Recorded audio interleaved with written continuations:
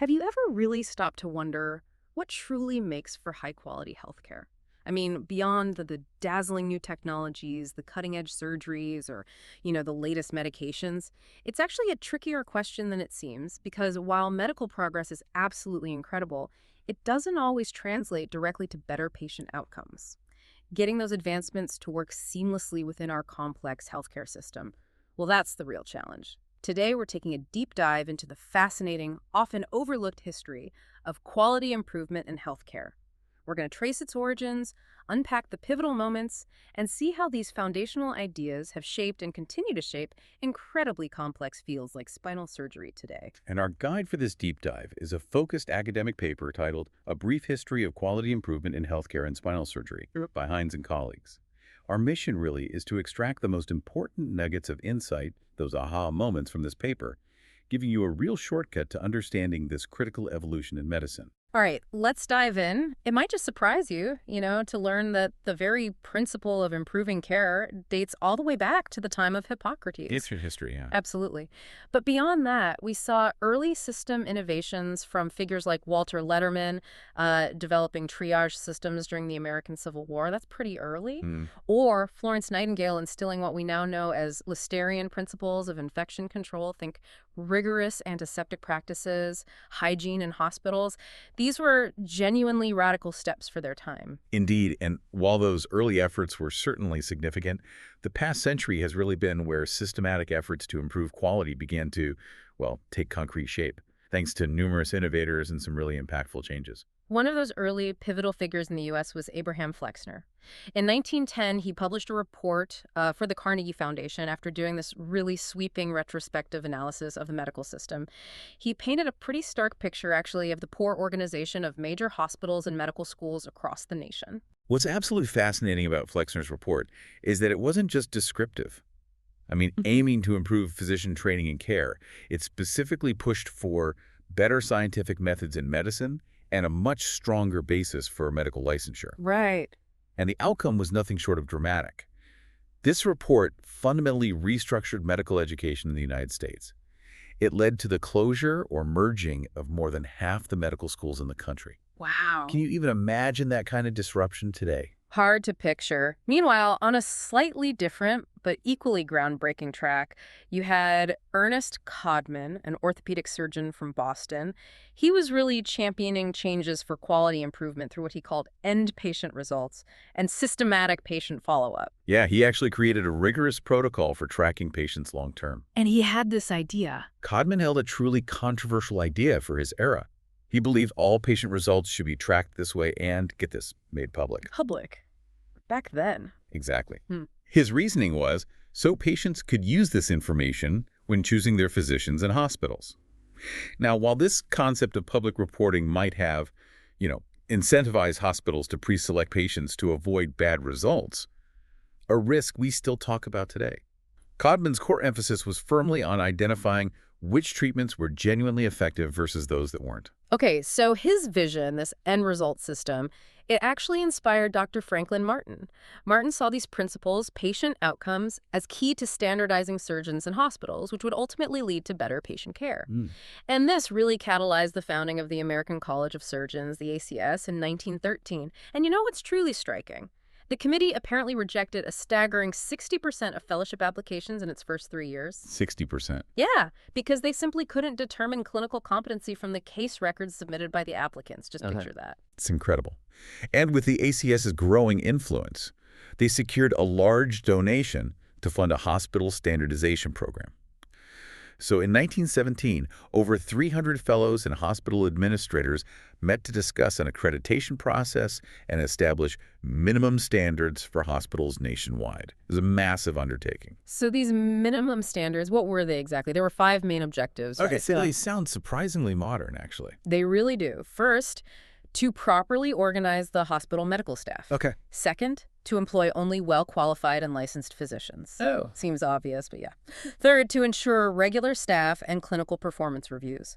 Fourth, maintain thorough, organized medical records again, seemingly obvious but often overlooked back then. Hmm. And finally, fifth, establish essential facilities like clinical labs and radiology departments. And what's crucial to understand is just how, well, dire the situation was when these standards were set. Absolutely. Using these principles, the Hospital Standardization Program reviewed 692 hospitals with 100 beds or more. And out of all of them, only 89 met these minimum standards for accreditation. Only 89 out of almost 700. Yeah.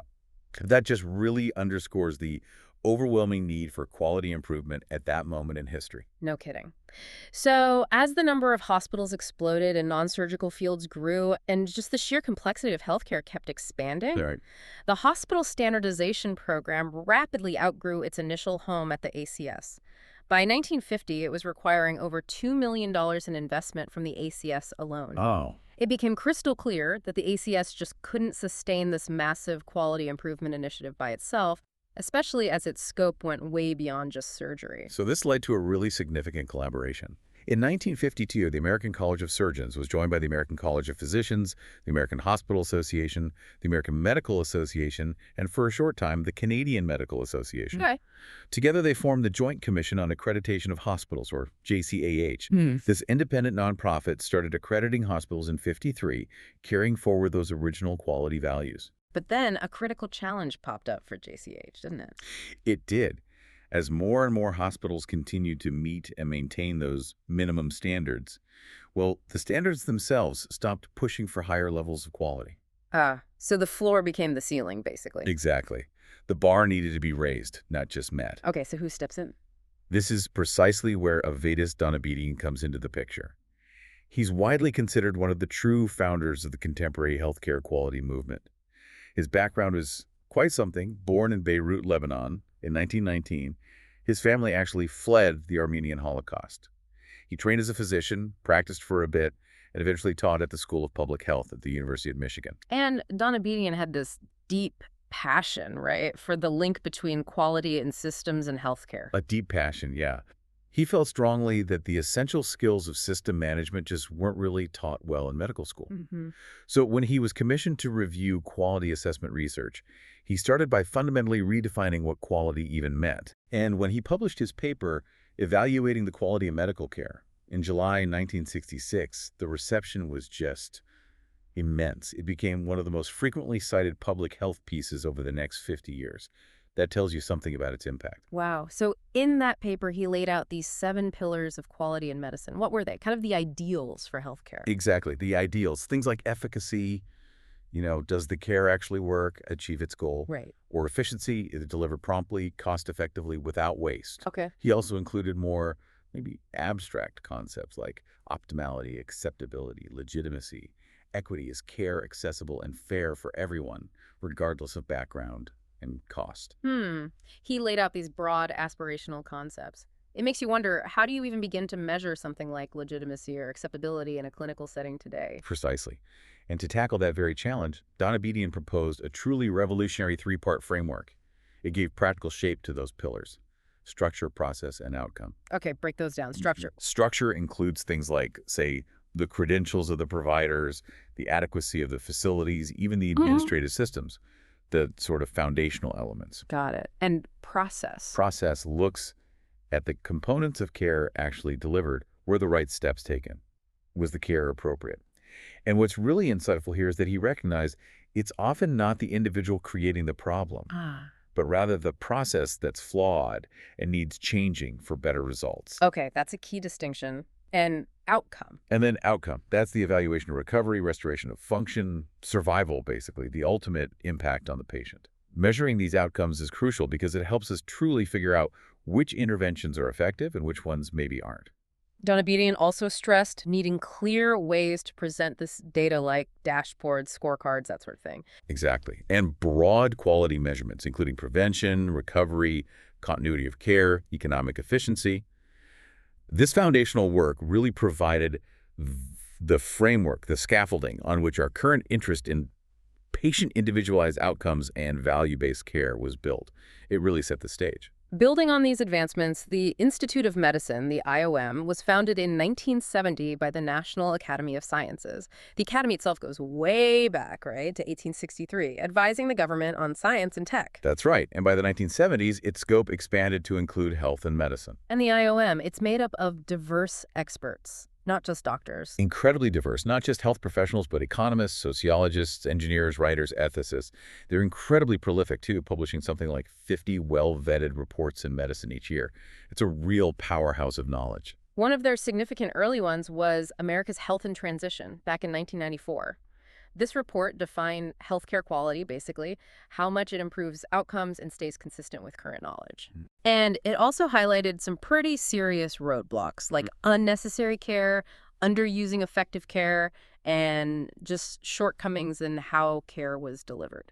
Yeah, that publication certainly launched a coordinated effort to tackle these issues, but the real public traction for quality improvement, well, that came with the IOM's 1999 report, To Err is Human. Oh, that one made waves. It hit like a thunderclap, absolutely. And the main statistic from To Err is Human was just shocking. It reported that as many as 100,000 preventable deaths occur annually in healthcare delivery because of medical errors. 100,000. Yeah, and the leading causes, things like medication errors and communication errors, that number just stops you in your tracks, doesn't it? It really does. And the report highlighted a critical need for better medical electronic information systems. It noted they were way behind systems in, say, banking or the airline industry. Think about that. Yeah. It also called for protected error reporting because liability issues at the time really discouraged healthcare workers from reporting errors. Which meant we couldn't learn from them. Exactly. It prevented the very improvements that were needed. So following that, in 2001, the IOM published Crossing the Quality Chasm. What did that one focus on? That report further showed the significant gap, the chasm, between how healthcare should be delivered based on evidence and the reality of American healthcare then. It described how various factors led to really inconsistent care across the country. Didn't matter what your insurance was, your race, gender, or where you lived. Not good. Not good at all. And this report identified 6 specific aims to drive change: safety, efficacy, patient-centered care, timeliness, efficiency, and equity. The IOM really pushed using new technologies for safer, more effective, more cost-effective care without financially penalizing people. It started shifting the conversation toward value. And since then, the IOM, which is now called the National Academy of Medicine, or NNM. Right, and NAM. They've continued this work through, 3 main platforms, focusing on the care environment, the organization, and the doctor-patient relationship. That's right. This includes things like redesigning primary care, pushing for insurance reform, educational reform, and really championing electronic health record systems with national standards for data collection. Big picture stuff. Okay, so let's bring this whole discussion now to a very specific, very complex field: spinal surgery. This area has obviously been hugely impacted by the quality improvement movement. There's a strong push for outcome-based care, standardization, being efficient with resources. Definitely. The quality improvement movement is really going to define the future path for major specialties like spinal surgery. But the challenge here, as the source paper points out, is that spinal surgery patients are what they call a heterogeneous population, meaning They're a really diverse group with widely varied outcomes. It's not predictable. This leads to unexplained variation in results, significant waste, and high costs. It's definitely not a one-size-fits-all situation. And that's why traditional clinical trials, the gold standard for evidence, they're tough to apply here. They are. Prospective trials are valuable, of course, but for many spinal disorders, their strict inclusion and exclusion criteria can make the findings hard to generalize to the broad range of patients surgeons actually see. Right. So, getting that highest level evidence becomes really costly, and it might not even apply well in everyday practice. And a perfect example of that discrepancy, the ION talked about the gap between ideal research and real-world care. Okay, so if traditional trials have limitations here, what's the solution? This is exactly where spine registries come in as a key solution. And if you think back, it connects right back to Ernest Codman's end result theory, doesn't it? Tracking outcomes. Exactly. These registries are a more scalable, more cost-effective way than randomized trials to evaluate outcomes in a much more generalizable, real-world context. They give us a much broader picture. Can you give us a concrete example? Sure. A great one is the National Spinal Cord Injury Database. It started way back in 1973. 73, wow. Yeah. Its original mission was basically to show that comprehensive, coordinated spinal cord injury care was better than fragmented care scattered across different places. Yeah. It generated huge amounts of data for analysis. And just in its first decade, it spurred incredible advancements in SCI care, emergency care, acute care, rehab settings, What kind of data did it collect? really comprehensive prospective data, patient demographics, the type of injury or pathology, the procedures done, complications, any implants used, and crucially, patient-reported outcomes, how the patient felt they were doing. Hmm. As one of the longest-running databases, it really became a model for later registries. It showed the depth of insight you can get from long-term follow-up across different spinal conditions. And there are lots of other major registries now, right? Like in Sweden, the QOD you It's the mentioned. Quality Outcomes database, yeah. Yeah. Also, the British Spine Registry. They cover various issues: trauma, degenerative lumbar problems, spinal deformity, you name it. But there's a trade-off you mentioned. There is a practical trade-off, yeah. Generally, the broader the scope of the registry, the more conditions or patients it covers, the shorter the follow-up period tends to be. Just because the infrastructure demands get really big. You can't always have everything, at least not yet. So even though spinal surgery generally has like low complication rates and good long-term results, Overall, yes.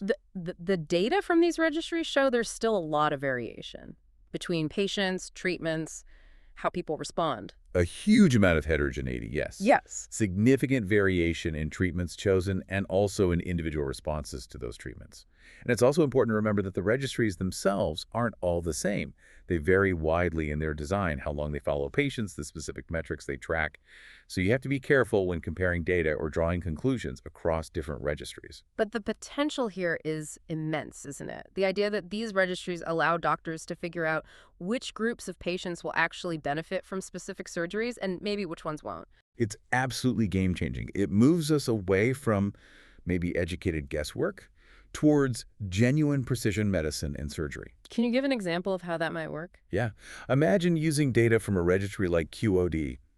A surgeon could potentially create a personalized predictive calculator for an individual patient sitting in front of them Wow. to estimate their likely response to a specific therapy based on data from thousands of similar patients.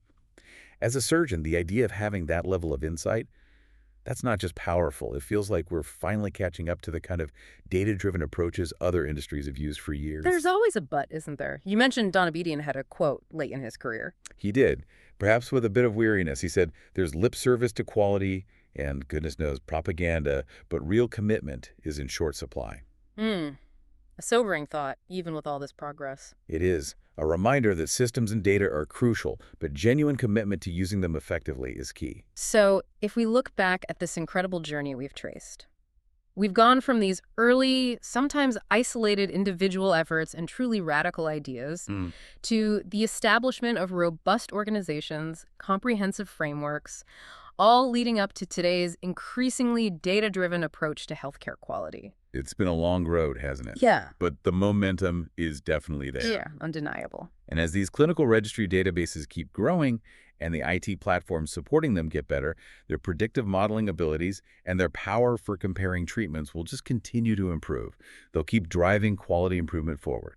They provide invaluable data on the comparative effectiveness of different treatments, surgical and non-surgical. They're really essential partners or adjuncts to traditional randomized clinical trials. So for you listening, understanding this history, this evolution, it's really vital for ensuring care becomes more effective, more cost-effective, safer, and more patient-centered, especially in complex areas like spinal surgery, particularly as healthcare keeps moving towards value-based and outcome-driven policies. It's about knowing the foundation, right?